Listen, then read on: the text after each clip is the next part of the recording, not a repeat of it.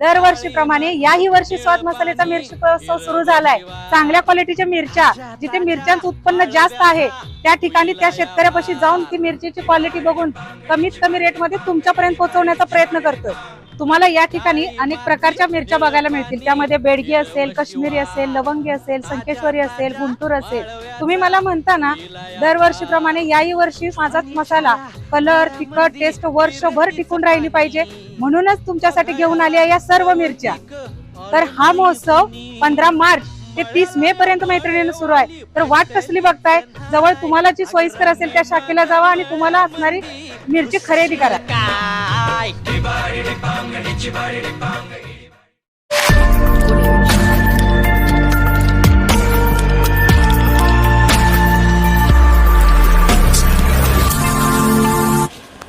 पलूस नगरपालिकेमार्फत मंगळवारच्या आठवडे बाजाराचं जे नियोजन झालं आहे, तिथले ग्रामस्थ आणि विविध दवाखान्यांचे जे मंडळ आहे, डॉक्टर मंडळी यांनी गेले काही महिने सतत या बाजाराची होणारी अडचण नगरपालिकेपुढे मांडल्यामुळे सदरचा देशमुख हॉस्पिटल ते राडे हॉस्पिटल आणि देशमुख हॉस्पिटल ते पवार हॉस्पिटल या रस्त्यावर बसणाऱ्या व्यापाऱ्यांना या ठिकाणी गुरुवारच्या बाजाराची सोय करून मंगळवारच्या बाजाराच्या दिवशी या ठिकाणी त्यांना बसण्यास मनाई केलेली आहे। अर्थात मार्केट यार्डामध्ये हा बाजाराची चांगल्या पद्धतीने 3 गुरुवार बाजार झालेला आहे आणि आज या ठिकाणी मंगळवार पहिला बाजारही देखील या रस्ता मोकळा आणि इथल्या नागरिकांनी आणि हॉस्पिटलनी मोकळा श्वास घेतला आहे। त्यांचे पेशंट येण्या जाण्याची चांगल्या पद्धतीने जात आहेत, नागरिकांची सोय झालेली आहे।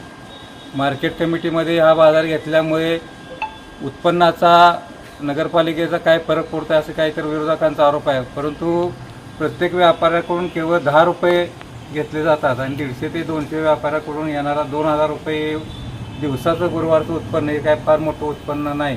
आणि नगरपालिका स्वच्छता कर आणि तिथली जी काही लाईटची व्यवस्था आहे ही मार्केट कमिटीच भरणार आहे, त्यामुळे नगरपालिकेला यात फारसा काही तोटा झालेला नाही। त्याच पद्धतीनं काही व्यापारी जे मंडळी आहेत त्यांचं अजूनही गुरुवारी आणि मंगळवारच्या बाजारामध्ये पुनर्वसन जरी झालं नसलं तरी येणाऱ्या कालावधीमध्ये मंगळवार आणि गुरुवारच्या बाजाराचं चांगल्या पद्धतीने नियोजन करून सर्वच व्यापाऱ्यांचं पुनर्वसन त्या ठिकाणी केलं जाईल। कुठल्याही व्यापाऱ्याला अडचण किंवा त्याच्या उपजीविकेला अडचण निर्माण होणार नाही याची नगरपालिका दक्षता नक्कीच घेणार आहे। त्याच पद्धतीनं आज यात्रेनंतर पहिलाच बाजार भरत असताना त्या रस्त्यावर व्यापारी मंडळींनी किंवा शेतकऱ्यांनी आग्रह धरू नये या दृष्टिकोनातून पोलिसांचं आपण सहकार्य घेतलं। कोणतीही दंडुकशाही किंवा हुकुमशाही या ठिकाणी करण्याचा आपला प्रयत्न नव्हता आणि पोलीस प्रशासनानंही अतिशय चांगल्या पद्धतीनं संयमानं प्रशासन आणि व्यापारी यांच्यामध्ये समन्वय साधून अतिशय चांगल्या पद्धतीने शांततेमध्ये आजचा हा बाजार पार पडलेला आहे। याबद्दल पोलिसांना, सर्व व्यापारी आणि ग्राहकांनाही धन्यवाद देतो।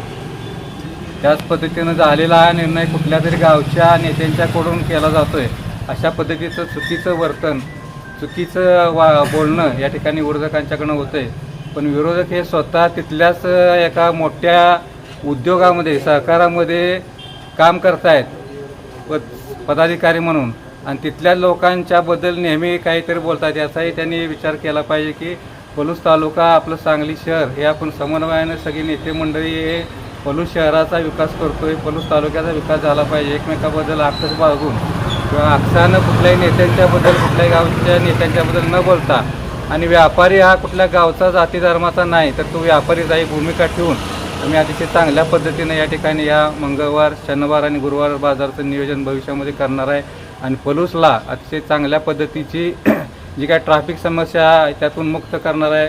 बाजारामध्ये ज्या काय ग्राहकांना अडीअडचणी आहेत त्यापासून अडीअडचणी दूर करणार आहे आणि एक चांगलं, स्वच्छ, सुंदर आणि अतिशय ट्रॅफिकमुक्त असं पलूस शहर आपल्याला देण्याचा जो मनोद आहे त्याला विरोधकांनी सहकार्य केलं पाहिजे, परंतु अतिशय वेगळ्या पद्धतीनं किंवा विरोधकाची भूमिका घेऊन विरोधक वागतायत हे बरोबर नाही। ही एवढीच भूमिका या ठिकाणी मागतो।